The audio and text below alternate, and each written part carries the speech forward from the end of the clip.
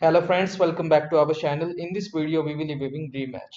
Rematch is a fast-paced arcade-style soccer game with 4v4 and 5v5 human control matches, where there are no fouls, no stoppages, and no out of bounds, just constant action. Despite its arcade flair, it prioritizes skill, positioning, and teamwork over randomness or power-ups. Passing in manual and satisfying. Dipping includes a clever push mechanic and stamina management is essential. The restricted POV adds intensity but may frustrate those uses it seeing the full field. Shooting is tricky. You aim before the ball reaches, which add tension but also awakeness.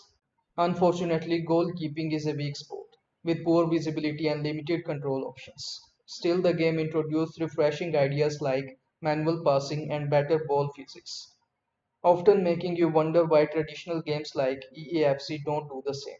While it is not perfect, Rematch shows great potential for players who enjoy constant engagement, skill-based play, and creative freedom on the pitch. Final verdict. Rematch is worth trying, especially if you are craving something new in soccer gaming. If you find this video helpful, so please like this video and also subscribe our channel.